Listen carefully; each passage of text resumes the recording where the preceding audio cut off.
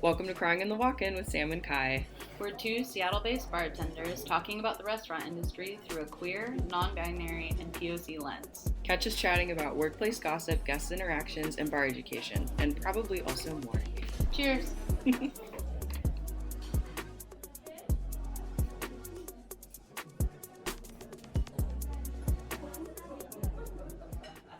Hello, friends. Hey, y'all, we welcome are back. We are back. All right, y'all. So today we're talking about whiskey. And today we have Amber Aristy with us. Yeah, as our little expert whiskey guide. So we're going to start with just asking about your experience in the restaurant industry. What have you done? What has been fun for you? What's your journey been? Where'd you start? Where are you now? Yeah. Also, thanks for being here. We appreciate it. Yeah. Thanks for having me. I'm really excited to be here, especially getting into the nerdy stuff. Mhm. So, yeah, I've been in the industry for somewhere around 15 years at this point. Mhm. I joke-ish that I fell backwards into a liquor store and never left. Oh, I love that. So- Go ahead, expand on that. So, like, I did serving and all of that before, but was in school for some other sciences. I was, at the time, I think I was very, very into microbiology. Okay. And I needed a part-time job, so a good friend of mine said, you can work in my liquor store. And I said, that sounds awesome. Knew nothing. Okay. Like, I think, Were you college age? yeah, I was 21 to 22. Okay. And maybe a little older, actually. But there was a test I had to take to even get through into the interview, and I don't know how I passed it because it was like, what kind of bourbon do you like? And I was like, I don't know, Bullet. Like, I knew nothing. Like, truly nothing. And but was just, happy to be there and just happy for the chance. And I got lucky because it was a really great liquor store that was tiny, but it was very, like, focused on the educational aspect of it. Oh, cool. The general manager was a sommelier, so she taught me how to look at spirits through the lens of a somm. Oh, that's dope. So all of the language I learned to sell spirits was wine language. Cool. So it was kind of a different sort of start. And then at the time, for me, it was gin and Amari. Like, that was all I wanted to live my life in. Okay. I thought gin was the coolest thing since sliced bread. I just loved how it could be so expressive and, like, you could do all these different things with it. And Amari, same thing. Like, I can eat cinchona bark, no problem, and be so happy. So, in fact, one of my managers at the time tried to prank me. He was like, "Oh, you should eat this," and I was like, "Okay." And I'm chewing it, and I'm like, "Oh, this is nice." And they And thought he they was got like- you. Backfired. He They're was like, shit. This is not nice. Yeah, This is cinchona bark. And I was like, no, I think it's yummy because apparently I'm broken. And so, Yeah. Or I was maybe gonna he say is. starting with gin is pretty. I feel nerdy, not a common story. Like, maybe, yeah. Like, just because, like we've talked about it before, that gin is usually, your first experience is usually like to pine, like it tastes like a pine tree or something like that, and then you're scared of it for years, and then you circle back and you're like, wait, this is a really cool spirit. Right. Yeah. But everyone's always scared of it. Yeah, all the time, I guess like, that at makes work and sense. stuff. Yeah, I guess I didn't notice because, again, this environment that I was dropped into was very much of, like, full of curiosity. Like, everything was approached with curiosity, and there was never, and I, again, knew nothing. Yeah, that's wild. So I didn't really know if I shouldn't like something. Fair, yeah. So, it, like, no preconceived notions. right. That's and cool. Exactly. And so I went into it, and I remember, like, thinking that, you have this, like, vision of, like, what Beefeater is. I made a joke today that, like, at this point, I want my gin to strip the inside of my mouth out. Like, I want it to be like gasoline. Yeah. And when I say that, I mean it in the kindest way possible. And I'm thinking things like Boodles and Beefeater and, like, like Tanqueray London Dry, like, these super astringent, like, delightful love vermouth sort of situations. And, again, cinchona bark. Yeah. Yeah. So anyway, so that's where I started, and the journey just kind of continued from there. I went to another liquor store. I worked in a couple pubs. I was in the South. I was in Atlanta. Okay. So if you work in spirits at all, you work in whiskey, Yeah. period. Okay. There's no other option.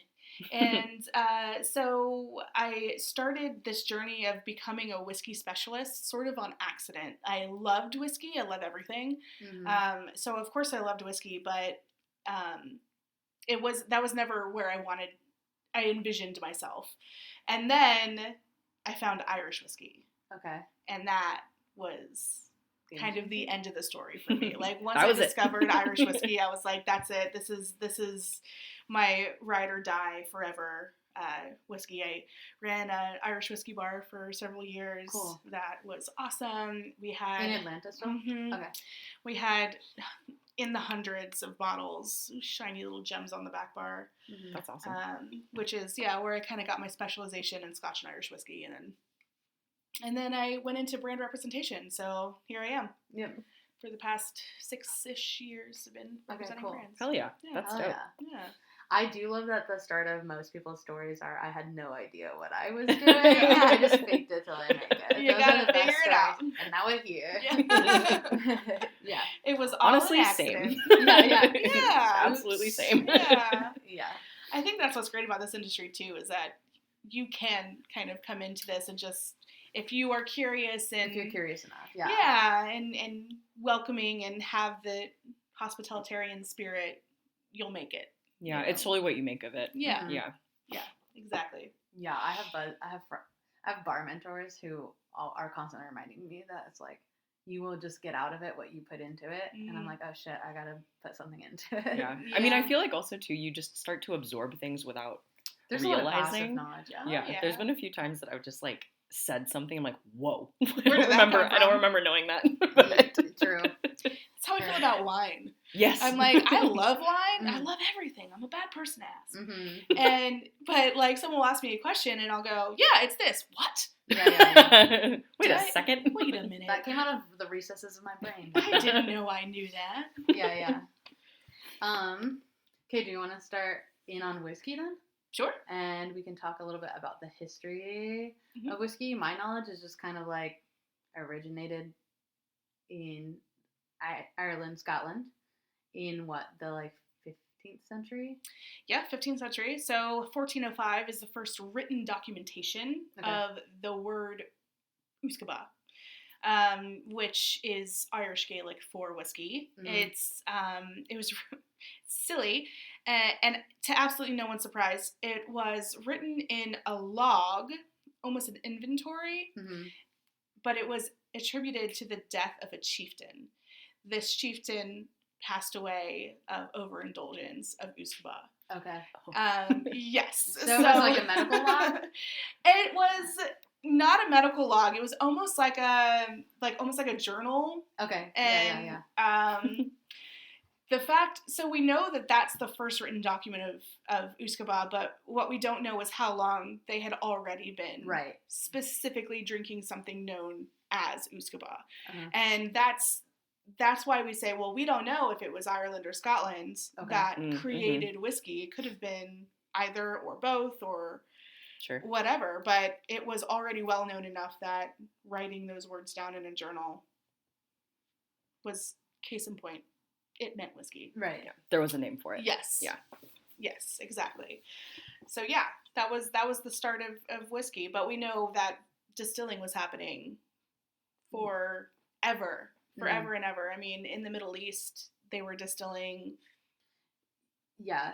When we've talked about rum in the past, and like I knew the history of rum as far as the islands go, but then we like learned that it was like probably further back in Iran, and I was like, oh, cool. Yeah. The more you know. Yeah. So in that vein, are there any other as early like notes or evidence that it was happening elsewhere outside of Ireland and Scotland? Oh yeah, Like there's whiskey? Not for just- whiskey less so. Okay. There's some evidence that wherever grains were grown, they were distilling them.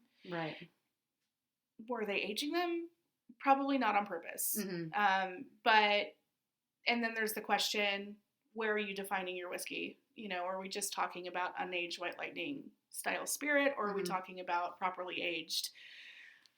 So in Scotland and Ireland around this time, are they aging already? So, yeah, yes and no.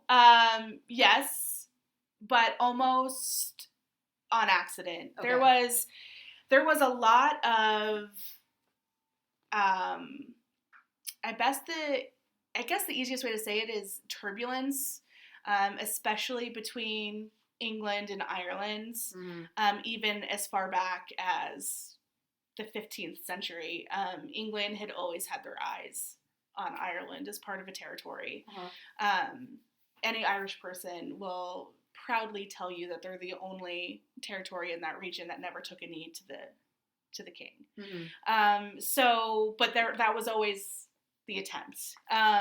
So especially once we started getting into the later years, especially in like the 1700s, the 16 and 1700s, they were storing their whiskey in barrels or wood or glass or whatever it might be and burying it so that the taxman couldn't find it. I mean, there was different. So they just forgot it. There's a lot of theories that are kind of floating around out there about what was happening. But I think it's interesting, and this is actually why I brought this. Before whiskey was really considered the king of Ireland, you were seeing a lot of home distillate.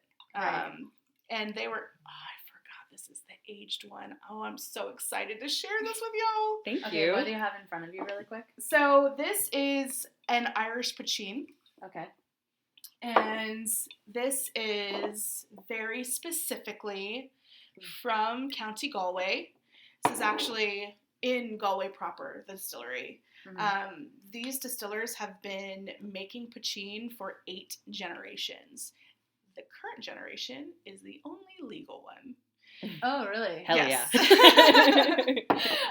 It's a fabulous, fabulous distillery. If you find yourself in County Galway, I 100% recommend you go see Mickle. They are wonderful and full of amazing information about the history of Irish distilling.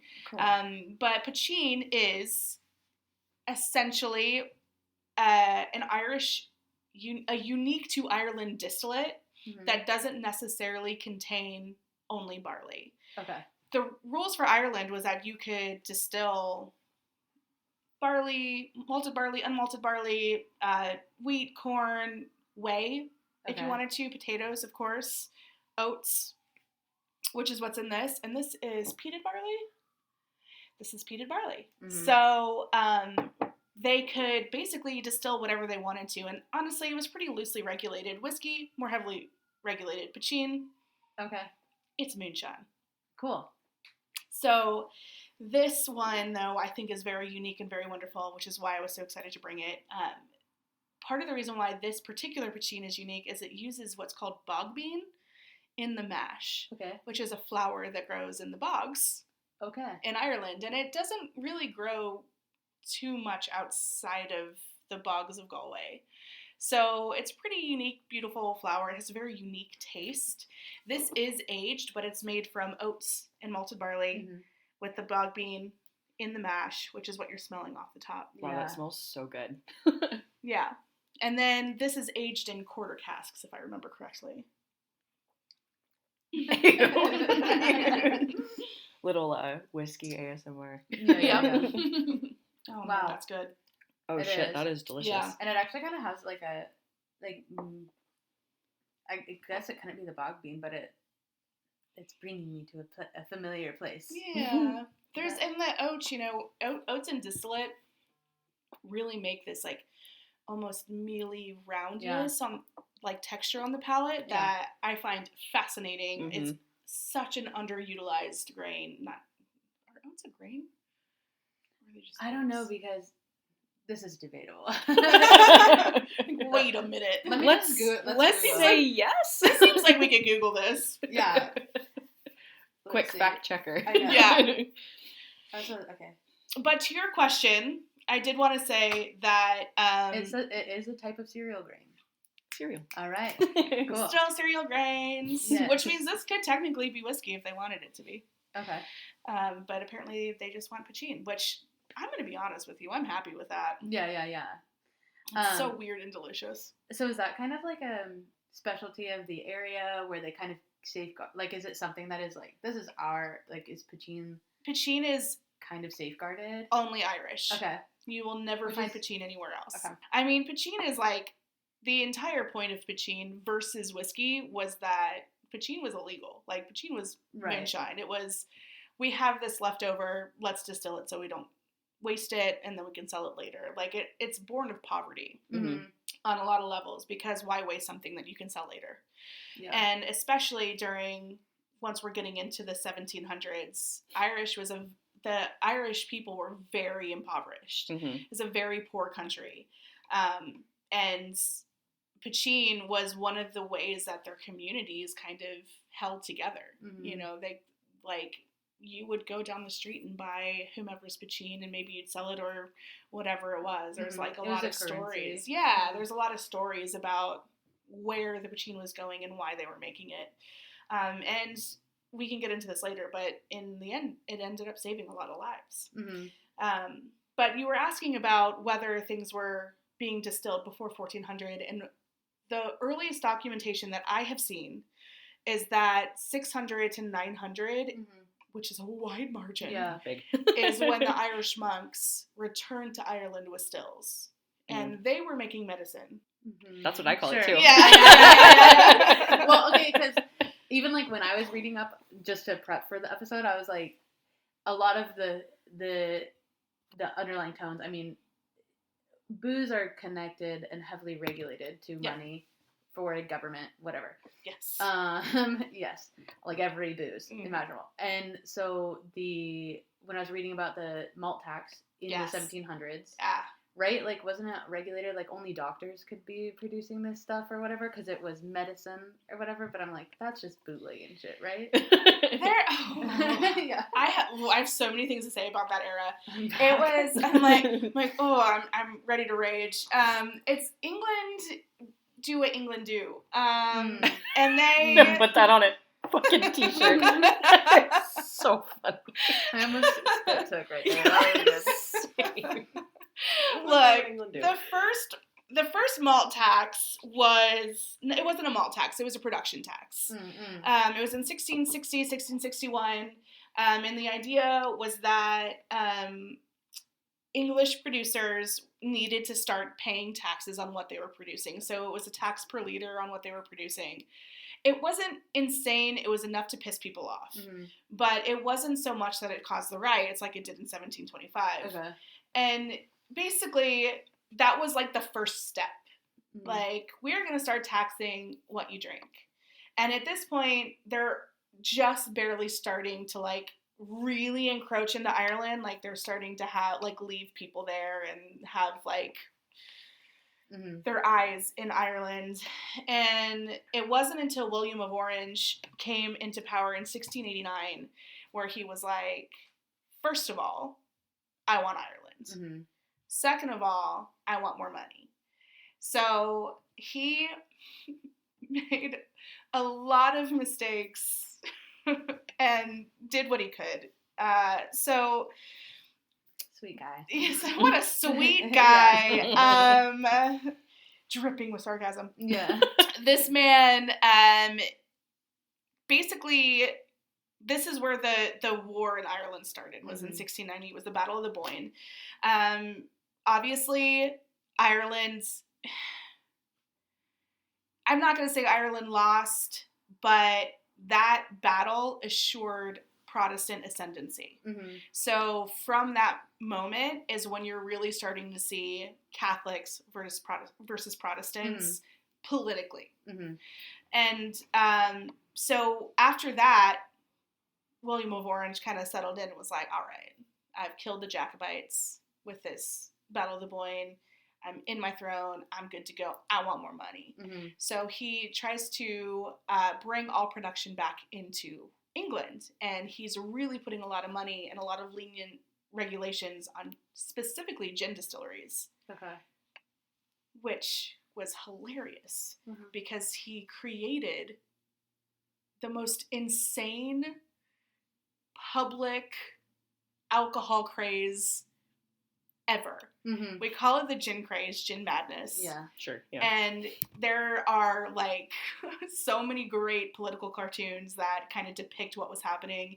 And it like, really, like, when we talk about American Prohibition, we talk about how it was a failed experiment. We don't talk about how badly we needed Prohibition.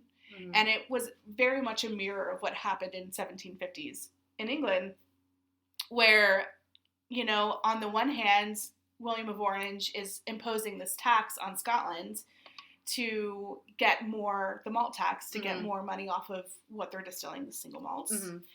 Tries it in Ireland. They're like, nah, we're just not going to do that. Yeah. And then in England, he's like, no, distill it well. Free for all. Yeah. Free for all. Go for it. And so, I mean, when they tell stories about, like, babies being left in the streets, they're literally not exaggerating. Mm-hmm. Like, it was a crisis. Yeah. People were so drunk. They couldn't work. They couldn't stand. They were dying. Like, it was bad. Jesus Yeah. fuck. It was really bad. And so then William of Orange was like, whoops. Yeah. My bad. Let me, Let's like, scale back roll on that. this back a little bit. And then we get the Gin Act of 1751, which basically we're starting to see things normalize. Things are balancing out. Some gin houses are getting their licenses. Some are losing them. But you're not seeing as much, like, bathtub gin Yeah. at that point. Yeah.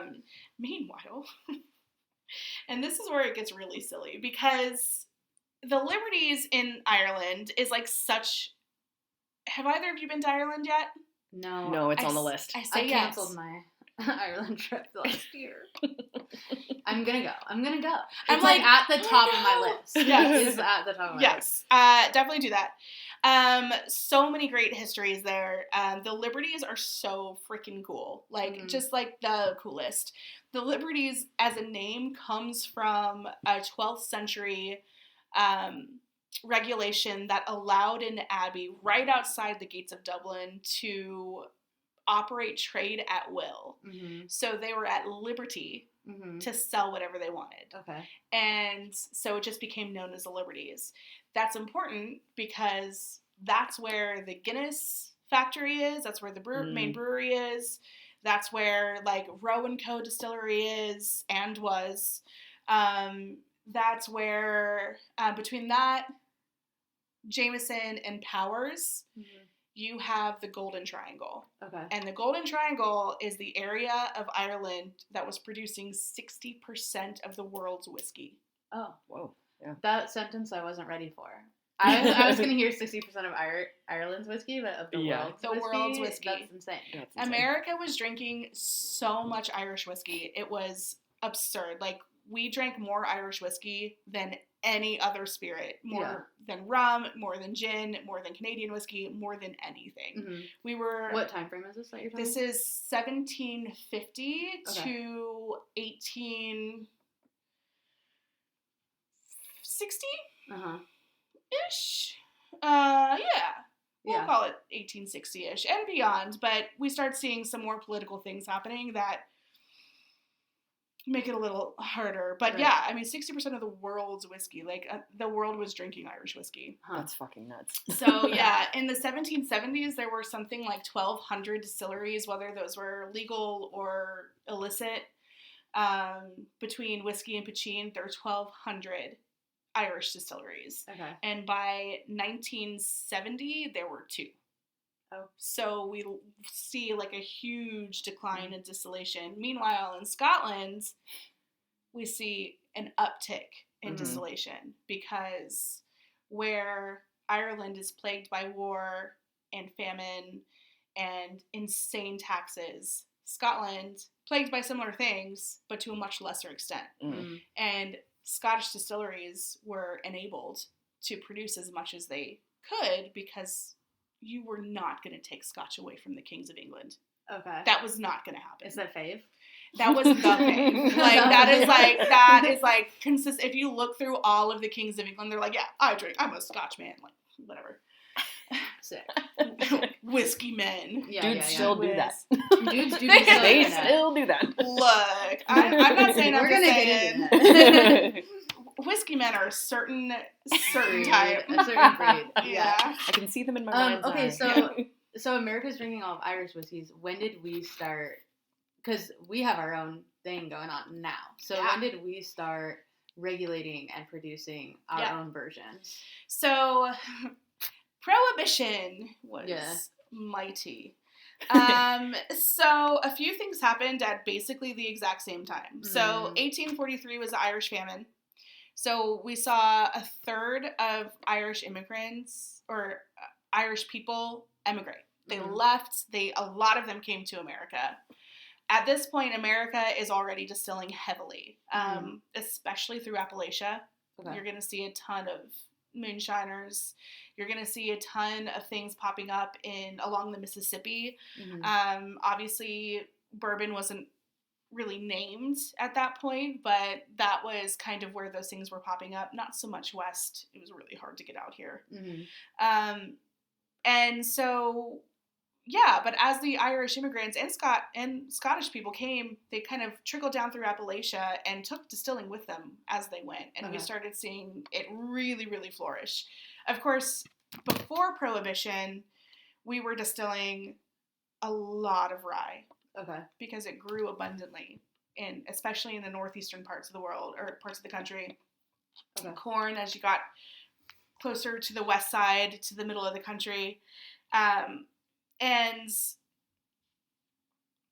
as those practices grew, we started drinking more and more and more, which obviously led to the temperance movement, which, I might add, was started by an Irishman. Okay. Meddlesome. My theory, and this may be wrong, so maybe I shouldn't say it, but my theory... That's why we're sussing it all out. We're unpacking it. My theory is that this man saw what happened with the gin craze, or, like, he wasn't alive, but, you know. Sure. Understood. And was like, this is really problematic. I need to preach my word. Was probably like my grandmother suffered from. Like, he got, before he left Ireland, he got half of the country to sign up for the pledge, which is still something that Irish kids say in school. Like, it's it's like still a thing, which I think is bizarre, but sure, whatever. But he comes over here and he's like a charming Irishman, and he's like preaching temperance to these housewives that are having to deal with their drunk husbands all the time. Yeah. And they're like, yeah, that sounds like a great idea. Starts with the wives. Well, it starts with the housewives. They'll start a movement. They'll start a movement. Look. For good or bad. Housewives will start a movement. For good or bad. You get the white women on your side, and shit happens. Stuff gets done. Anyway, so that's basically what happened. But, so he starts this temperance movement, and what's really interesting to me is once Prohibition kicks into effect, 1919, the Volstead Act, blah, blah, blah, blah, goes into actual effect in 1920, we know that story, right? But what we don't know a lot of times is that didn't mean that distillation stopped. It just means it got worse. And we especially in hindsight, we know now, like, the removal of something, just saying you can't do something, is not going to make people stop doing the thing. No. They're just not going to do it safely. Yeah, exactly. So that's what happened. We had poor distillate. We had grain alcohols. We had wood chips and coloring. We had shoe polish. Yeah. All of these horrible things. Meanwhile, there's like 2 distillers that are still active and working, and like most of their distillate is being shipped overseas to sell. You know, that's why Four Roses survived. They're selling it to Southeast Asia. Okay. And so there's like something. They're one of like 2 distilleries that made it through Prohibition without closing. And so, yeah, we lost a lot. We lost so much culture during those 13 years. Like, it's crazy. But by the time we were able to distill again, there was, like, clearly the experiment failed. People did not stop drinking. Now we just have organized crime. We have bootleggers that are, like... metal. So metal.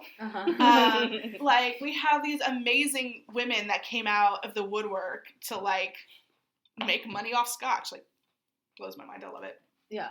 But afterwards, they were basically like, okay, you're going to drink. Okay. You're going to drink. I get it. You might as well Like, do it inside the right. house. Like, yeah. I'm not like other moms. Do I'm a it at cool home. mom. Yeah, we're the cool moms now. But we don't want you to die, so we're gonna give you some laws. Mhm. And one of the laws that we saw was the Bottled and Bond Act, which is probably my favorite act, which is such a nerdy thing to say out loud. Yeah. But it's That's so what we're cool, here for. right? Yeah. I just think it's so cool. Like, it's this idea that these distillers could pay their taxes per liter, whatever, hate it as much as you want, whatever. Mhm. But if you pay these taxes, you will get aged in a government bonded warehouse, which now they all are, but Right. at the time they weren't. You were guaranteed whatever you were buying was at least 4 years old. Mhm. 100% of it came from one distillery in one distilling season. Right. And you knew that it would be bottled at 100 proof. Like, you had very specific guarantees on what you were buying. And that act saved bourbon. Mhm. It saved American whiskey, because without that, who knows what kind of regulations would have come into place. Mhm. And of course, now we have bourbon whiskey aged for any amount of time, a new chart American oak, Right. and we have, straight bourbon whiskey in 2 years, and we have all of these different regulations. But it was the Bottled and Bond Act that really brought those things together and said, hey, I'm more expensive, but you're not gonna die or go blind. Right. Because we done did that already. Do you remember when we did that? Yeah. It wasn't ideal. It Let's wasn't cool. never It's do not that cool. again. Yeah. Yeah, no, I've always been curious about Bottle and Bond because, you see it, and I don't know, like from my understanding, it is, you can get at a relatively decent cost, a quality product. Yes. And that was, the goal with it. But today, like you're saying, it's not, what do you mean by they're all government? Do you just mean that, the standards of distilleries are higher across the board, regardless of if it's bottled and bond or not? Well, yes. And then... But also, in order to legally age your distillate, Mm-hmm. you have to get a government bond. Okay, I gotcha. So you don't need one if you're not aging. But if you're storing anything flammable... Gotcha. Yeah, okay. It's safer that way. And there's also the licensing and all of that stuff, and you still pay tax per liter on your volume and all of that stuff. But as far as aging goes, it's always going to be a government bonded warehouse. Heard. Yeah. Okay. Gotcha. That's the distinction. Or it's illicit. Okay. Fair. Not saying that doesn't happen. Yeah. Actually, weird tangent. I when I was working at the liquor store, this man, we were selling these really adorable moonshines. Okay. And the head distiller came in, which I just said, why did you send that man out in public? North Georgia distillery. He comes in and he's like, I just don't understand why we got to do all this shit. Mm-hmm. And we were like, sir, how long have you been distilling? And he was like, I've been distilling since I was yay high. My daddy distilled before me. And tells us this story about how it's generations upon generations of distilling. And I said, when did you get your license? They made us get one last year. Mm-hmm. Sir? Excuse me? Sir? I was like, are we allowed to sell this? Yeah. Oh my god. Should we get this tested first? Oh my god, that's insane. This seems weird. Yeah. Georgia's wild, y'all. Just some characters. It was good. No lie. You liked it? Yeah. Oh, I good. like it. I'm a terrible person to ask. Yes, right. I like it. Yeah, you were just talking about, yeah. I like it all. You didn't go blind? I it's did good. not go So blind. I did not, and I sat on a few bottles for a while. I eventually drank them in a punch, I think. But Cute. yeah. That's wild. Yeah, batty old Georgia moonshiner. Yeah. Okay, are we caught up on history? How do you feel about history? Oh man, we can still I know go forever, into history, forever. but yeah. But we're at... Happy to switch gears. Yeah.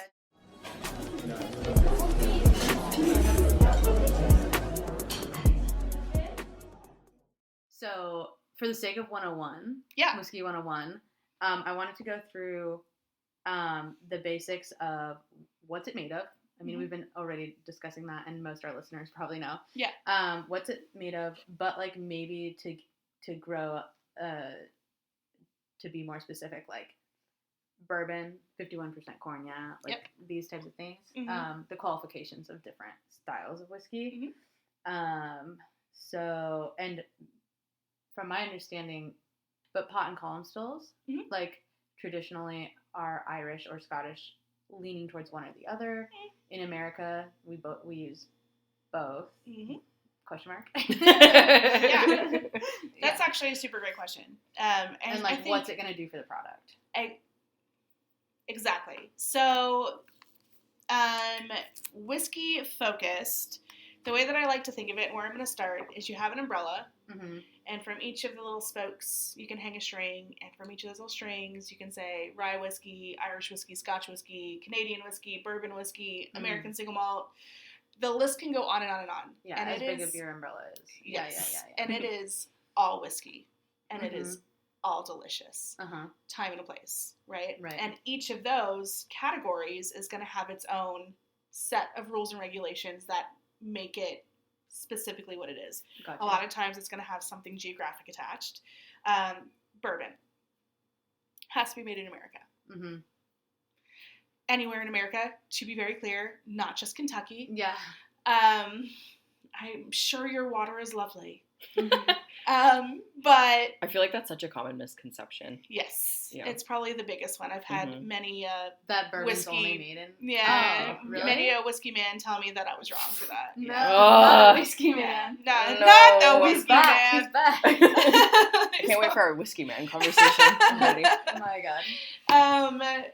So yeah, and then so laws set on that. So you start with geography, and then from there, in order to be whiskey, it has to be made from cereal grains. Period. It can be aged or unaged, and depending on what region you're in, a different size barrel is acceptable. In America, we use very specific 53 gallons. In Scotland, they can use whatever they want. Does it get too much bigger than that? 53 Yeah, gallons? you can use like a sherry butt, which can be like 500 liters. Okay. Yeah. Wow. Goddamn. I'm trying to picture that in my head. You know what's crazy is I've been to I've seen like a lot of behind the scene tours of like beer making and stuff like that, but I've never been to a proper like distillery where I've seen It's in so person cool. the barrels. Yeah, you've been. I went to Jack Daniel's. Yeah, And Oh, it I was thought that was lovely. So fucking cool. Massive. Yeah, insane. Yeah. Huge. Yeah. Yeah, Absolutely sometimes wild. I still have like this preconceived notion of the world that everything's like a mom and pop shop, and I like forget that these giant corporations like exist and are distilling and shipping and across the world. Well, Like, that's the funniest thing to me about. Sorry to No, go interrupt ahead. you. About Jack Daniel's is they talk about it a lot like it's a mom and pop shop. Like they operate kind of like it is, but in reality, it's such a huge fucking scale. Yeah. And like they just. It's just like a whole family thing, and like, it's that's. fucking wild. That's super southern. Yeah, As 100%. well, you know, Yeah. that's. Tennessee whiskey is something different. Yeah, And whiskey. Yeah, it I've really been is. waiting to sing this song Yeah. the whole time. Just kidding. Here's your I chance. won't molest your ears with my singing. The only difference between Tennessee whiskey and bourbon whiskey is the Lincoln County process. That's Okay. it. And culture, because wow, Tennessee is something different. Really? I love it. It is so beautiful. And I try not to stop in small towns, but it is so beautiful. Tennessee whiskey follows all the rules of bourbon. So 51% corn, New Chart American oak, all of the things. It falls under the straight category if they wanted to. The addition of the Lincoln County process doesn't remove it from the bourbon category. Okay. It just adds it to the Tennessee category. Gotcha. So they can choose. So yes, technically Jack Daniel's is a bourbon. I know people are gonna say nah, but it's true. Okay. They Quiet choose the whiskey, guys.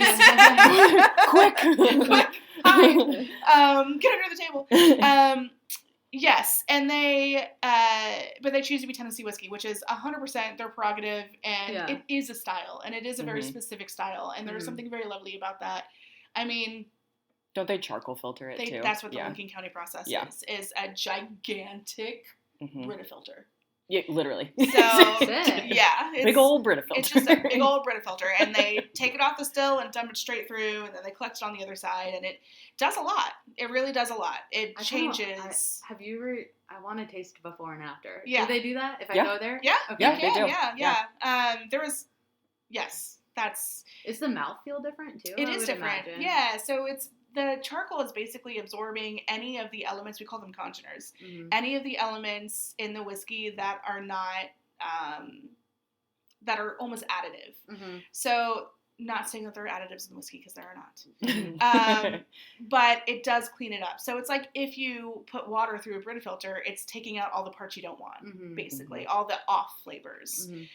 So, it does the exact same thing to any distillate, which is why in America and most of the world, but in America, to be categorized specifically as a vodka, it has to be odorless, colorless, and flavorless.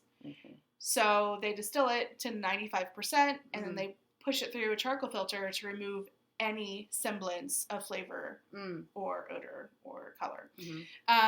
And so when you do the same thing to whiskey, it's, first of all, distilled to a much lower percentage alcohol. So it has more of those congeners, so it's not as an austere of a change. You're still going to have the really vibrantly whiskey flavor depending on, you know, who it is. Jack Daniel's, bananas. Yes. Dickel, yeah. Bananas. Dickel, dill. You know, it just depends on what their DNA is. The DNA of the distillery will not change with charcoal filtration. Yeah. But yeah, so that's Tennessee whiskey. And then American single malt is a relatively new category. I think it only just recently got designated. And it is exactly what it sounds like. It's a single malt made in America. Yeah. Glad we cleared that up. Weird. But it does tend to follow the rules of, for instance, a Scotch single malt, which is single referring to one grain and one distillery. Okay. So, Scottish laws are much different. So they have a couple different categories. There's blended malt, there's blended grain, there's single malt, there's used to be vatted malt, there's no longer vatted malt. It's all just blended at this point. Okay. But the difference being single distillery, single grain. What used to be a vatted malt is now just a blended whiskey. It is, say, 2 or more single malts that are blended together. Yeah. And then the other type of blended whiskey in Scotland is you could use other grains. So there's a high percentage of wheat that's distilled, some maize, not very much rye.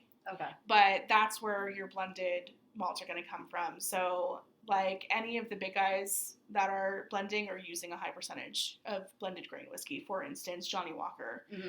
They do a lot of that distillate. Cameron Bridge, Rose Isle. For any whiskey heads out there, Compass Box is another big one. He does both. He does vatted malts and he does blended malt or blended grains. Okay. And there's nothing wrong with either of those styles of whiskey. Seriously. Yeah. All whiskey is blended. Right. All of it. Unless it says single cask on the bottle, it's blended. So this idea that a single malt is better than a blended malt is ridiculous. Yeah. Come after me, whiskey men. Yeah. And so... No, I know. People love being exclusive.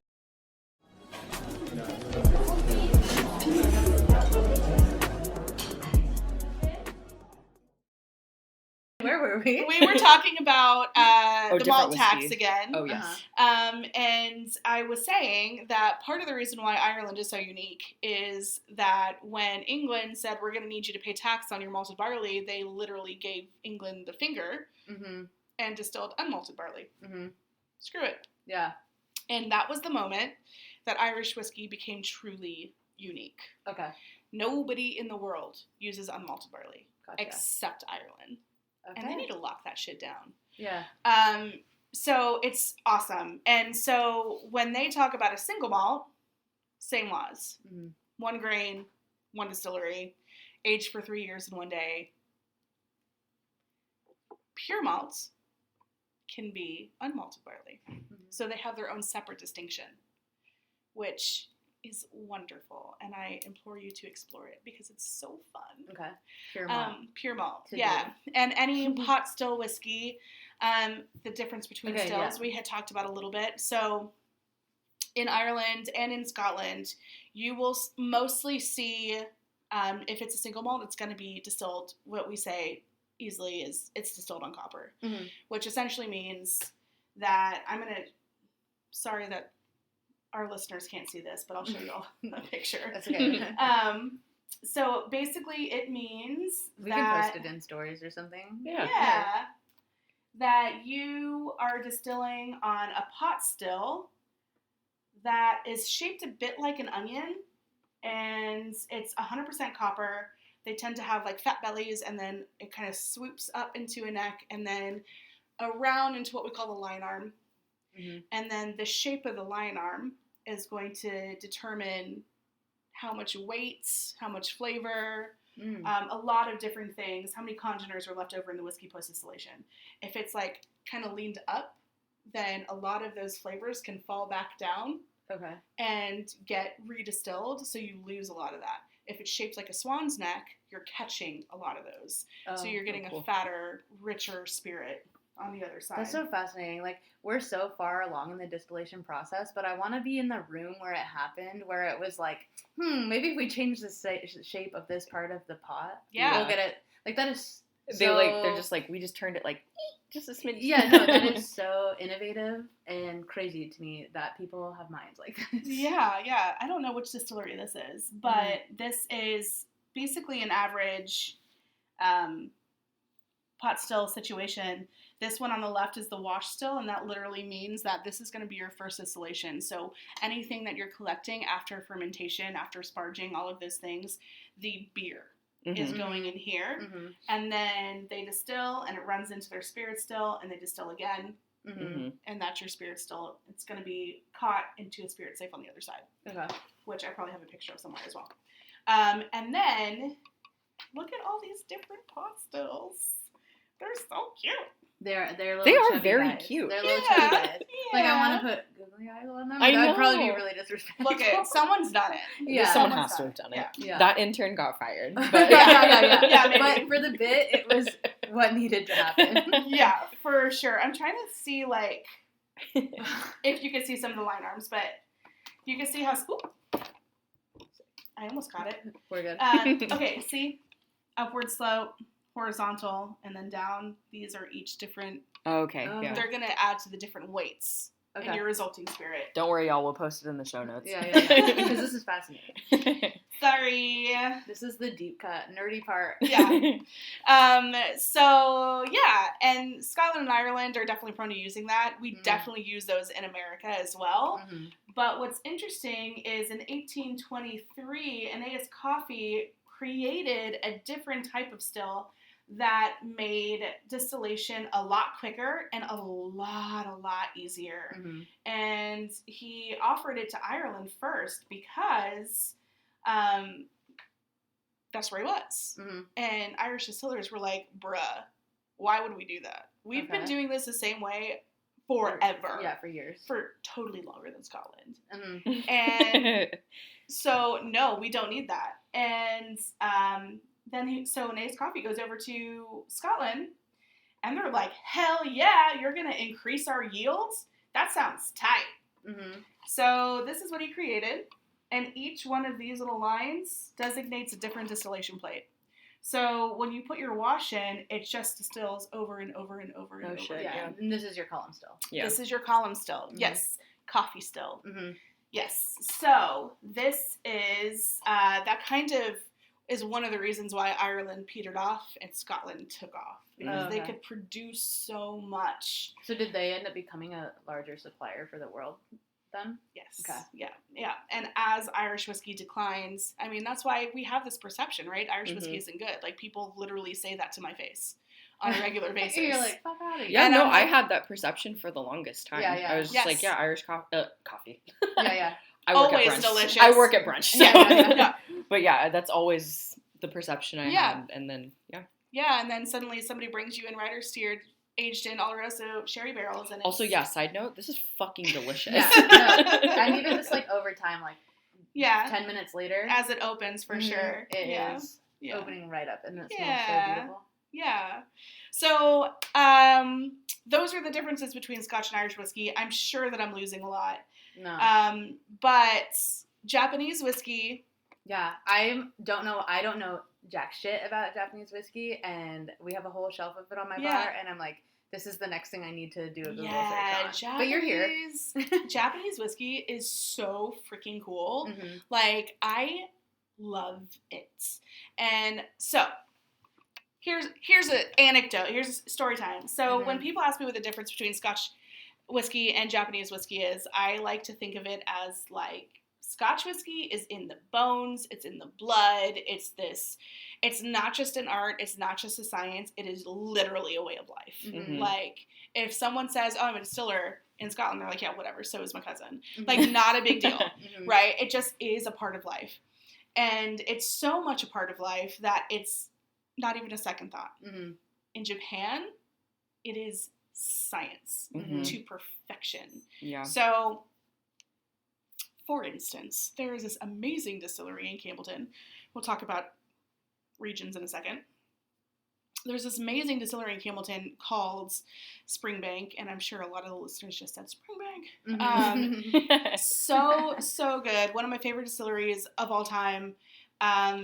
They're crazy. There was this anecdote, and, like, if somebody knows anybody at Springbank and can, like, confirm or deny the story, I would love that, but this is one that I have heard on multiple occasions, that there was a distilling season wherein the steam jacket gave out. The steam jacket is the means of heating up the still safely. Because they used to be coal-fired or wood-fired. So you literally light a fire underneath the still and get it to temperature and do your distillation and whatever. The steam jacket had a meltdown or something.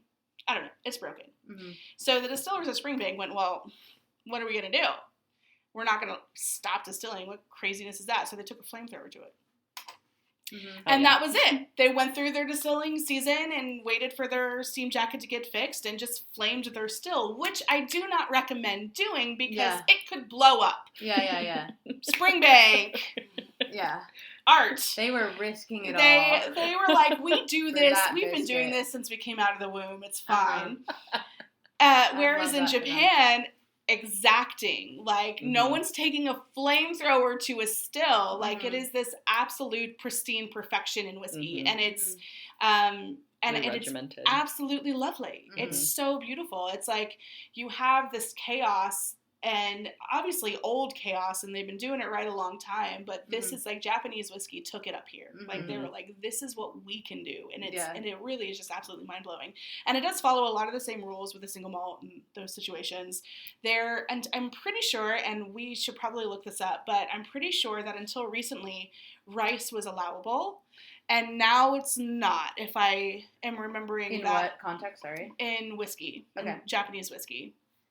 Which, to me, is an absolute shame, because I think the rice whiskeys that were coming out of Japan were so cool and so dynamic and so nuanced. Yeah.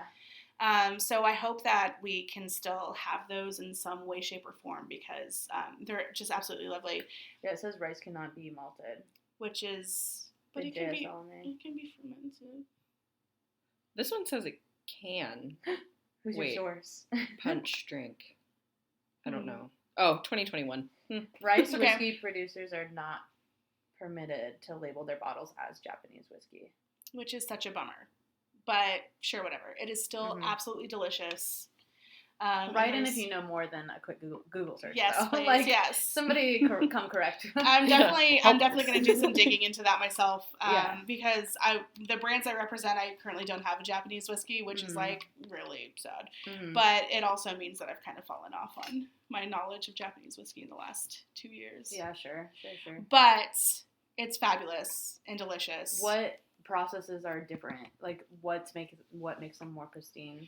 The processes are scientific. Technically the same. In theory, it should be exactly the same, especially when we're talking about a single malt, right? It's 100% malted barley. It's aged in oak for 3 years and 1 day. And blended to whatever exacting standards of the distillery or master blender. Yeah. So in theory, no difference. Region, water, barrel sourcing can be huge. Right. Japanese producers do tend to be a little bit more adventurous with their barrels, which has been awesome to see some of the like really wide-grained barrels that they've been coming out with. So in theory, it shouldn't. It's when you taste it, the difference is pretty spectacular. Okay. Like you can definitely taste the difference between a Scotch whiskey and a Japanese whiskey. Right. Yeah. So to me, it comes across that way. So that might be an opinion on my part, Sure. but that has always been the perception that I got. Yeah. From Japanese versus Scotch single malt and Irish single malt. Okay. And American single malt's a Wild West. You never know what you're going to get.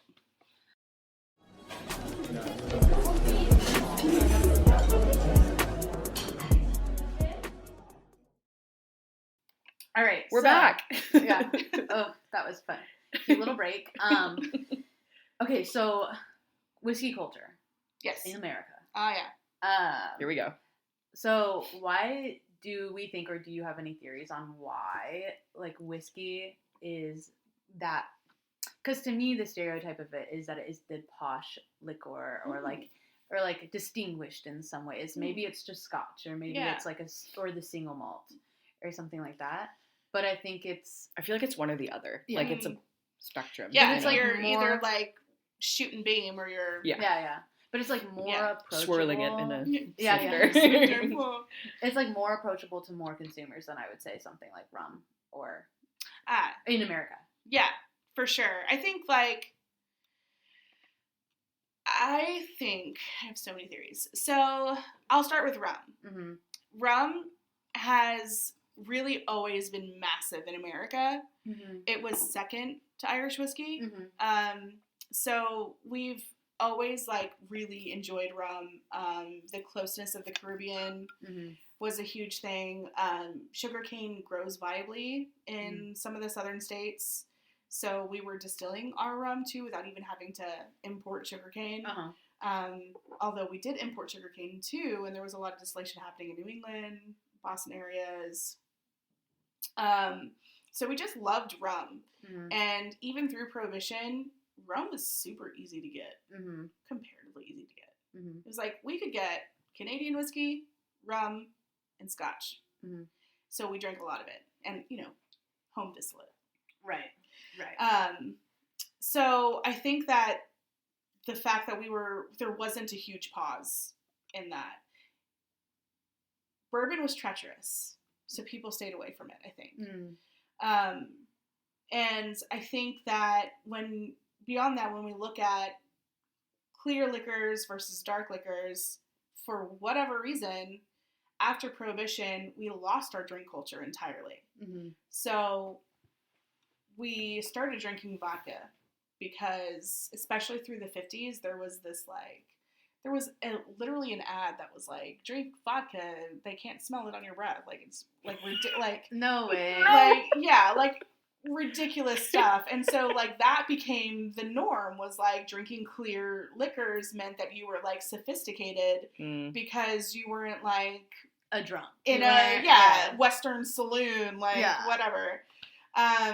And so whiskey really did get kind of pushed off to this southern state, Kentucky, good old boy sort of group of humans, where in New York they were drinking vodka and they were drinking gin because it's clear and it was kind of the same but not the same, and oh my god, it's flavored vodka. Is this also the martini craze? Yeah. So now we're seeing the martinis. Yeah. So I think that is part of it, and then you can add, to a certain extent, you can add rum into that because clear rum. And Puerto Rico has been supplying us with clear rum forever. So, and as the regulations relaxed on rum, it became closer and closer to vodka. So it was a lot easier for people that are used to drinking vodka to drink something like the clear Captain Morgan, Bacardi, you know, the clear rums of the world that are literally made to ingest quickly means to an end. Especially when we're looking at the 80s and 90s where cocktail culture was terrifying. I've always wanted to travel in time just to see the cocktail culture. No, you don't. Yeah, I do. The hangovers are not worth it. But I would want to do it knowing what I know now. Yes. You know, that it gets better. So maybe it doesn't need 2 extra ounces of sugar. Yeah. Because I can't. Oh my God. Yeah. Like, I'm not saying there's anything wrong with 90s cocktails when they're adapted to the way we know cocktails should be built now. The revival of the porn star martini and the Cosmo. And you can make those delicious with great ingredients that are going to do the same thing and aren't going to make you want to cave your head in. Yeah. I just remember my mom's bottles of sour apple pucker. I had a bottle of that last year. Stop it. Yeah. But okay, so I realized that was in living memory, right? Yeah, sorry. Scratch it from the record. Edit that out. No. A really long beep. We have to own our mistakes here. Hold yourself accountable. Yeah. That's true. No, I've never had a real apple teeny. Yeah. Or whatever, and I was like, I bet you I can make a better one. For sure. I did not need to start with I wasn't sure where that sentence was going. I did not. I did not need to start with pucker. I have made one with it has that beautiful cursive on the front. The pomme verte. And I have Masanas. made that shit is good. It's really good. Yeah.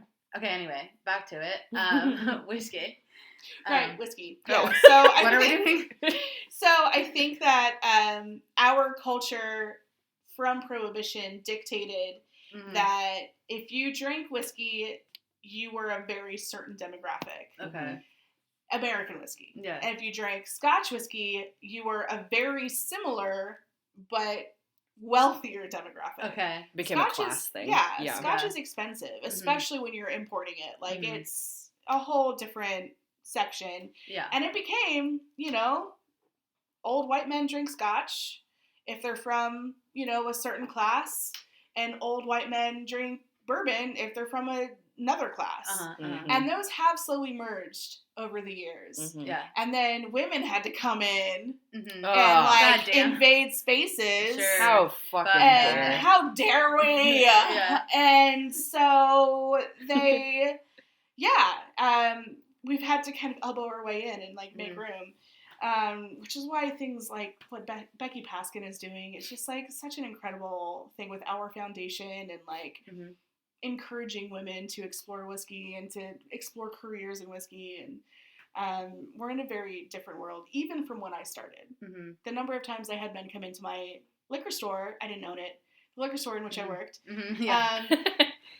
and say, I need to talk to the whiskey guy. And I had to say, the whiskey guy. That's me. You got him. That's my favorite thing about where I work is the only other female-bodied person who works there is one of our whiskey experts, or she would be considered the most knowledgeable on whiskey in our bar. Yeah, she knows her shit for sure. Yeah, and I like being able to be bitch, she's got you. Trust her. She is a smart, capable fucking taster of booze. All right, she can help you out. I've told that on here. Oh no, you go ahead. Go ahead. I've told this on here before, but that's why my favorite cocktail to make is an old fashioned, because I always love when old white men are very surprised that I can make an old fashioned. You're like, whoa, it's hard or something? My goodness. My tits got in the way, I guess. Yeah. Well, actually, that has actually happened to me before. Fair. Can't happen to me, but no possible way for me. I gotta say, I had a gentleman who was my Scotch mentor for sure, by the name of Dan Lindsay, just one of the greatest individuals I've ever known. He was just an old Scotch guy that wanted to drink Scotch and play golf, and that was it. We found out that we lived in the same neighborhood, just on a horseshoe block. He lived over here, I was over here, so we would meet halfway in the middle of the street. Probably shouldn't tell the story. With camping chairs, and we would each bring a Stop. prize bottle. And he was, I think at the time he was 70. This is precious. And we would what just are you sit talking and about? just get hammered on the street. That is the cutest thing story. I have awesome. ever heard. I loved that man so much. But he had a lovely bushy mustache, and this is like just like know your people, know your clientele, know your knowledge, but know your colleagues, right?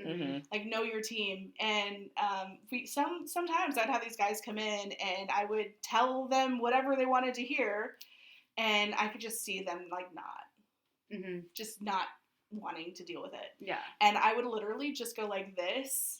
And I would tag the mustache in. Yeah. He would, like, keep his eyes on me, and he'd be like, I got this, and he would, like, salute me. Yeah, like, sometimes they just needed the bushy mustache. They needed the dude to tell them. They needed the dude to tell them. Yeah. And, like, especially, you know, in 2010 or 11. Sure, yeah. You know, that was... It's a norm. Get mad or... Yeah. Tag the mustache in. Yeah, that's often, I'm a passive person. I'll be like, yeah, you can go handle this. Yeah, I'm like, you know what? I don't feel like it. That is devastating. Refer to our first episode. Yes, oh my God. That does not come naturally to me. Oh, really? I am the guy that will get in the fight first. And I should not be like that. And now that I'm almost 40, I'm less bad about it.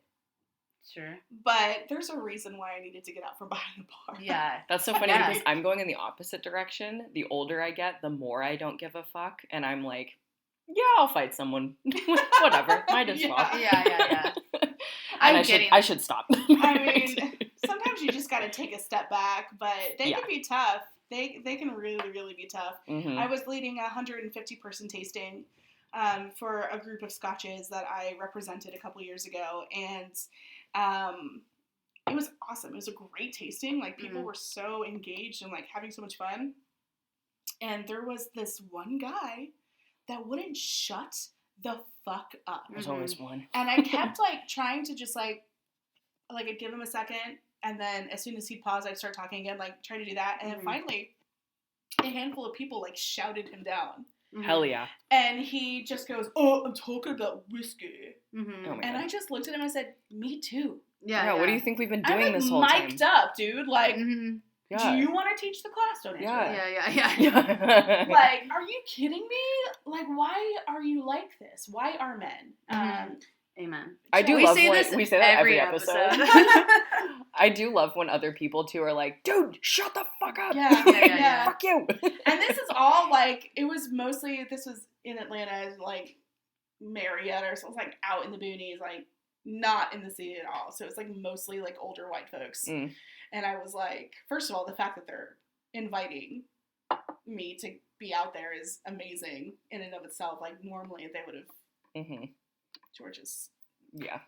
Georgia. And but the fact that they like stepped up and defended me, I was like, thank you. Oh yeah. Okay. Feels good. Yeah, that was a good one. It was a good tasting anyway.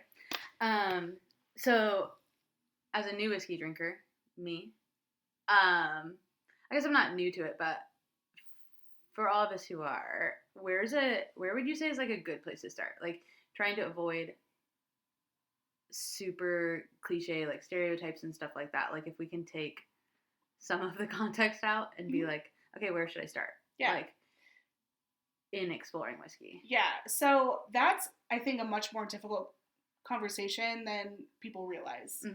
For instance, actually, I'm just now putting things that I've said earlier together and realizing maybe this isn't surprising. But my first whiskey was a rye whiskey. The first whiskey I was drinking neat regularly was spicy. It was robust. It was a little angry. It was a little overproof. And I couldn't get enough of it. And that is not something that I would recommend to every new whiskey drinker. But some of them, sure. So where I like to start is, what do you drink right now? Like, what is your go-to? My go-to is either a really grassy or minerally rum or agave spirit. Okay, so mostly mezcal. So like a smokier. Not always smoke. I do like smoke. I'm into it. More the minerality? But I like minerality. Okay. For sure. Clean. Yeah. Yeah. So I would actually, for you, I would probably go with either a coastal Irish whiskey or a coastal Scotch whiskey. Okay. That might be peated to less than 20%, something that's a little bit milder. Like even some of the basic Taliskers are kind of walking that line between like peat and salts. Campbelltons are a great way to go if you get some of them that aren't peated. You can even do Northeastern Highland.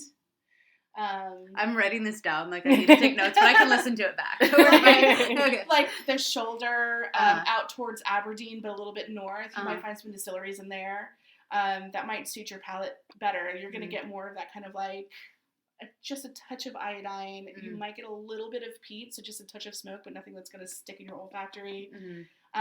Something like that. But if you had told me I drink mostly like extremely floral gins, for instance, I would probably do something much, much lighter. Like maybe a super light rye, something like a low percentage rye that's going to have a little bit of that floral aspect from rye, but not necessarily all the spice. Yeah. If you told me that you only drink rum, bourbon. Okay. Find like something that's going to be corny and sweet, lots of oak. Maybe even weeded if you're into that. Yeah, something that's going to be a little bit gentler and softer on the palate. And that's obviously not Martinique. Yeah. Otherwise, maybe just stick with that because you're not going to find anything like that. Yeah. Mark. That's fair. Like, that's fair. Yeah. Just stick to grappa. I don't know. Yeah. So it really depends on where your palate is already leaning. Yeah. Is where I would suggest you start. Yeah. Because in cocktail building, like I can sip on whiskey. This redhead is delightful. I think it's because it's aged in a sherry cask too that I really like. It's also because it's Irish. Yeah. We don't have bias here. But I really like the sherry cask on this. Like, I think that's the other thing too is like when we discuss like what our drink of choice is, mine will change daily. Sure. Like, I think when I am thinking straight liquor, what I described is it. But I also am like, if I'm going to drink a cocktail, it's going to be different. If I want, I don't know. My palate changes constantly, but this sherry cask is really fucking good. Yeah. So I'm going to take note of that for myself. But when I'm thinking about building cocktails, my stereotype, because I've been scared of whiskey, has always been to do a sour of some kind. Like, love a Lion's Tail. Like, love a whiskey sour. And that's kind of, like, where I've stuck in, like, the flavor profile. But you love old fashions. Love. Right? Yeah. I love to make a spirit-forward situation. With whiskey? Yeah. Same. Yeah. It's my favorite. No surprises, really. I'll get there. No, you will. You'll get there. Yeah, and also if you don't, that's okay too. Yeah, you don't have to. I've got plenty of other booze There's so many. Also true. One of my really great friends has been cocktailing for like longer than I've been alive. I am not going to say her name now because she'll never forgive me. But she does mostly like fruit-driven and sour-forward cocktails, and she works a lot with whiskey. I mean, she's definitely one of the whiskey women in my life. And she will just sit and drink whiskey neat with me all day, all night. But if she's making a cocktail, it's fruit-forward, even if it's whiskey-based. So there's like, I like to say this like at least once in every conversation about whiskey I have. There's no wrong way to drink whiskey. Right. If somebody looks you dead in the face and said you can't add water or ice or they're wrong, and don't listen to a word they say about anything at all. Their life advice is bad. Because this is how I should lead all of my dates. So what's the right way to drink whiskey? And if they have an answer, an opinionated answer, you're like, you go, never mind. Gotta go. Why am I even here? Because the truth of the matter is, if you're enjoying what you're drinking and you're doing it responsibly, I have to say, then you're doing it right. Like, there's nothing like wrong with any way that you're doing it. I feel really bad about this to this day. I had a gentleman come into the bar when I was at the whiskey bar and order, and I'm pretty sure he said it, I'll have a Johnny Walker Blue and Sprite. And I was like, oh, okay, like, no big deal. Poured him a Johnny Walker, poured him a Sprite, and he was like, and I felt so bad that I assumed that he didn't want them together. But I was literally like, okay, I mean, I'm going to remake this for you because obviously, like, my bad. But that is a really expensive Sprite. That's what I was going to say. Yeah. I was like, I feel like that's fair to assume. Like, maybe at the table side, you'd be like, are you talking in the same glass or separate? Right. Like, yeah. Maybe. But yeah. To this day, I really wish I'd asked. And, sure. like, I'm not judging you have nightmares about this years later? Like 4 a.m., you're like server I dreams. can't believe I've done that. Yeah. And, like, I'm not judging him for it. I felt so bad that I'd done it. But, yeah, but it was, like, it specifically because it was the blue label. I think we were pouring an ounce and a quarter for $52, which is, Jesus like, fucking, that's expensive. Expensive. I'm not spending $52 on a pour. Okay, how do you feel about scotch and milk? This has been ordered. Undo everything we just. This has been ordered from me, and I can't. Everything I just said is wrong. I'm just kidding. So there is actually precedent for this. Yeah. Okay, I've always wondered. Yeah. I've been very curious as to why the fuck that gets ordered. So check this stresses out. me out. There was a time, I want to say this was in the 1600s. It was before the Jacobite uprising, so maybe early 1700s, where one chieftain was really after another clan head's land and cattle and everything. Wanted his title and everything that came with it. And they'd had all these skirmishes, and neither was really winning out, and it was getting to the point where, like, they were tired and they're over it, but, like, they're not going to give up. So the one clan head said, okay, this is what I'm going to do. I'm going to get his dudes fucked up. Sure. And then they won't be able to fight and won't be able to waltz in and just take the castle. And it's going to be so freaking easy. So they go to the well, and they dump, like, a ton of whiskey in there. The like, well, bro. Like, so much whiskey in there. Like, they were like, this is the best idea we've ever had. Dump all this whiskey in there. Sure. And then they taste it, and they're like, whoa, that's just whiskey. Yeah. So now what are we going to do? So they dumped in a bunch of honey. And they were like, okay, but it's still, like, way boozy. So then they, like, threw in all this, like, oatmeal, like, their battle rations. And they were like... So they put milk in. Oh. They put cream in. What and the fuck? So, like, yeah, it tastes like water now for sure. Yeah. Mid-war. Now it's right. They're like, no one will notice. This is batching to epic proportions. Yeah. So they, the clansmen woke up in the morning and they go to take a drink out of the well, and they're like, I don't know what this shit is, but it's delicious. So they proceed to drink it and get fucked up. Yeah. And, of course, lose the battle. And now, that cocktail is called the Athol Bros. Okay. Shut the fuck up. That's so funny. It is a traditional Scottish That is so drink. Funny because didn't know any of that. That's hilarious. But also, one of our friends ordered that. I went out for drinks with one of our friends and ordered that. Yeah. And he was like, yeah, have you ever had an... Athol Bros. Or I don't even know if he called it that, but he, like, told us to add honey to it. Yeah. And I was like... You're like, what's happening? This is interesting. Okay, I've never seen anyone do this, but this must be where his context of... Wow, that is so funny. Yeah. Okay, I've always wondered. There's also precedent for, like, my family's Dominican. There's precedent for, like, you know, some people do brandy on the gums. I had rum on the gums. Like a little bit of brandy and milk to help settle your stomach, like things like that.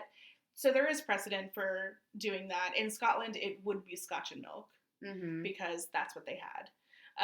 So yes, when you say, would you ever put Scotch with milk? My initial reaction is, get the fuck out. Yeah. But also... Because that was mine, too. Yeah. I was like, fucking excuse me?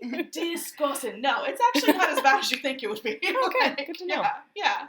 Debunking things. Debunking. I don't know. God, I'm so glad to finally get an answer to that. Yeah, it's been years of torture and torment. I could have just Googled it. That was your 4 a.m., wasn't it? Yeah. Server table. Yeah. What? Yeah, the fuck? That's crazy. Wow. I'm going to hold on to that one. Yeah, seriously. Yeah. Might have to try it. Yeah.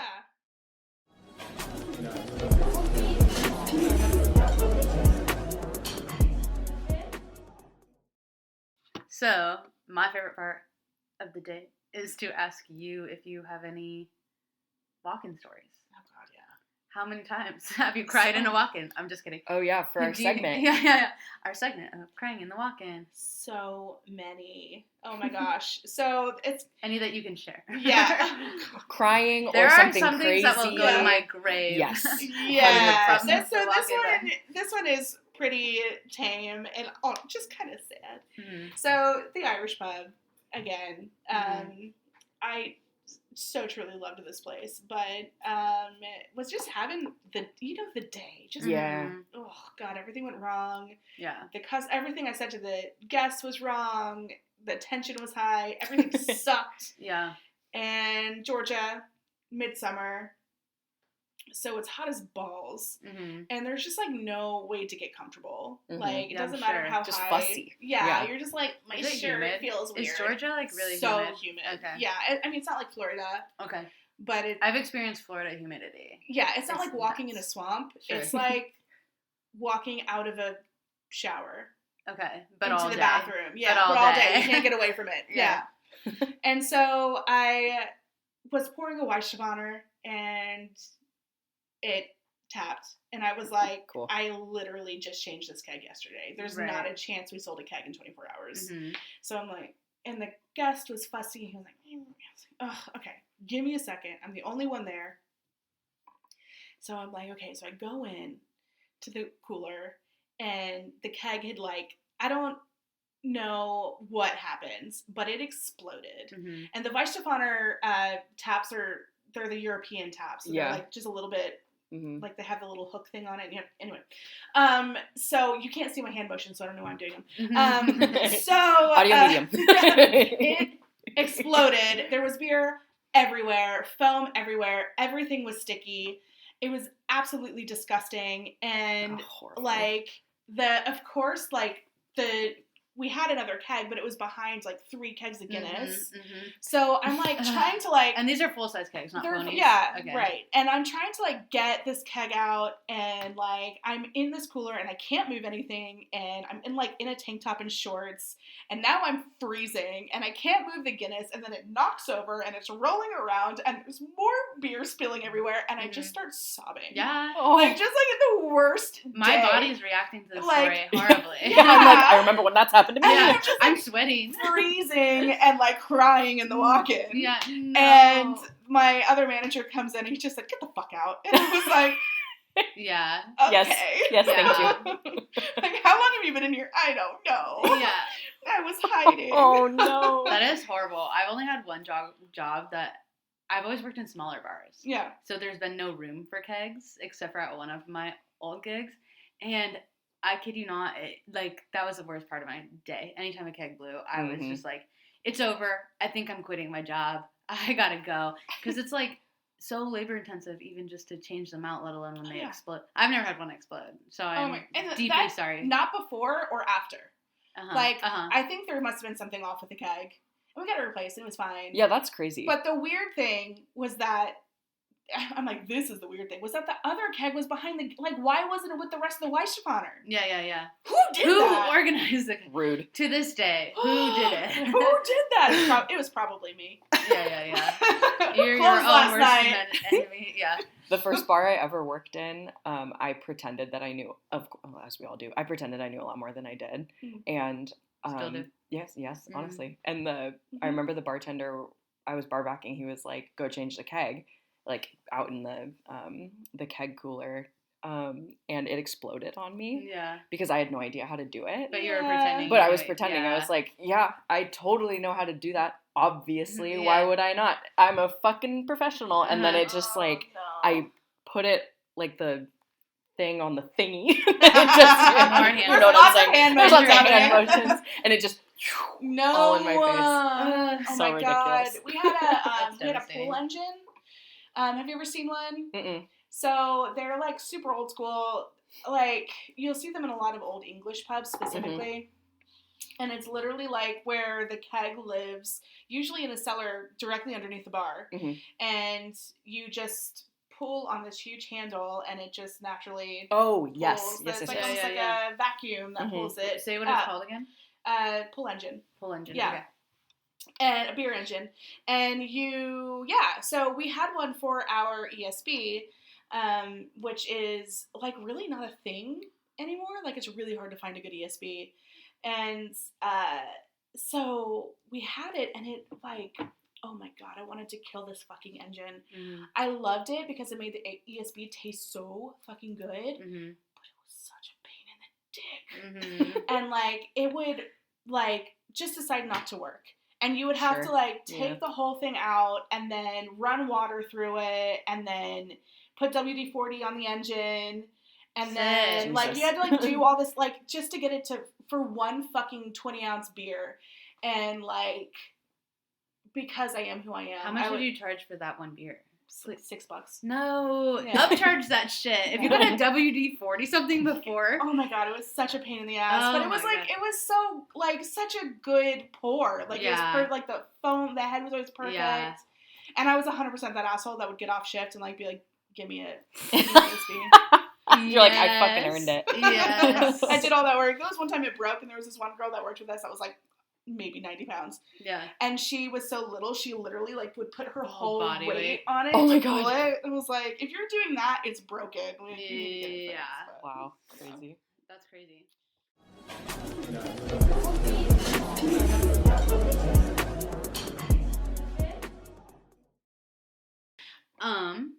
We're at a weird part of the episode where we can do whatever we want, but I was wondering if you want to talk about any of your projects or your book that you're doing or anything like that? No. Yeah. Like, this is now your stage. Yeah. No, I honestly am kind of just, like, excited to, like, do stuff like this again. Mm-hmm. The people I work for are great. I love it, but I don't have an Irish whiskey. Okay. So I never get to talk about Ireland or Irish whiskey. Yeah. And I am writing a book about Irish whiskey, so that is definitely a passion project. So I'm so thankful for the opportunity to geek out with y'all about this. No, I've learned. I can't wait to read it. Yeah. I learned a lot of shit today. I will be repeating everything you said to me to my guests in my bar, and and then I'll read your book when it's out. That's why we do this, right? That's why we like have these conversations, though, is like so that we can share and continue to grow our knowledge and everyone else's knowledge and I think and drive passion. Yeah, I think on my personal, I literally like part of the reason we even started sitting down and doing this, or like I wanted to sit down and do this, is because the industry will make you a jaded fucking person. Yes. And it's like finding any way to like make it exciting again was like kind of the result was this. Yeah. And just like makes it fun again. Yeah. For sure. Yeah. It reminds you of why you're doing it. Mm-hmm. Yeah. Also, like you said, you had a liquor store job that really focused on education. Mm-hmm. And I do find my background is large chain restaurants, if you will. Mm-hmm. I'm going to call it that because that's what it is now. But, but they didn't give a hoot about anyone's education. It was just, let's turn and burn, let's get people in seats, let's sell shit, and bottom line was all they cared about. And so people's education and growth wasn't important at all. And so I'm now 8 to 10 years in the industry and feel further behind than some of my like colleagues who like had the opportunity to learn. So here we are learning, and I love it. Yeah, it feels good. Yeah, I mean that's one of the things is you really have to like, especially for like really oddly niche stuff like this, you have to put yourself out there to find that information that really suits you. Like I was saying, I was in the industry for I don't even know how many years before I discovered that it was Irish whiskey that was going to be the thing that drove me. Right. And, you know, like you said, I was very lucky. I got started in a very welcoming and curious environment. Yeah. And well, not only lucky, you also had the curiosity that drove it. Like, I'm sure you can find mentorship in almost any space as long as you're, like, asking questions.